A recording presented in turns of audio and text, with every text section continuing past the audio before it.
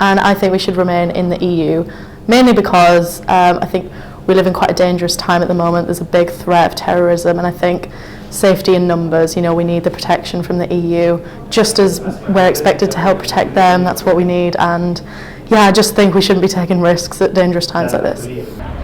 I heard about the referendum. I'm not worried about that because I think it's important for UK to stay within Europe.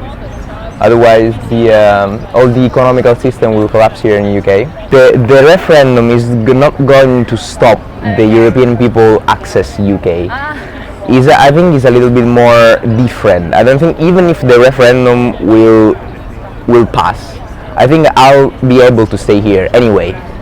I think I'll lose maybe some health insurance advantages, or maybe I'll pay more taxes.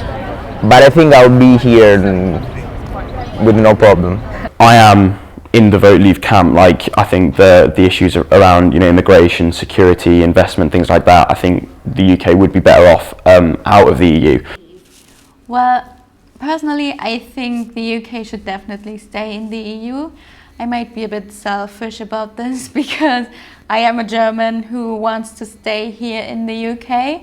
So for me, that is quite a crucial decision in June that's going to be made.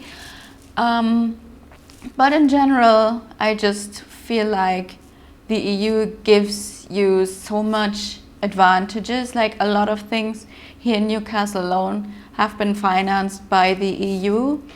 It was actually quite funny when Boris Johnson held his speech in the Centre of Life, his speech to leave the EU. So he made that speech in the Centre of Life, which was funded by the EU. So he kind of defeated his own point there, which I thought was quite ironic. Leave or stay? I'm undecided at the moment, actually. Okay. Which is quite unlike me. Right. But I think there's really strong arguments on both sides.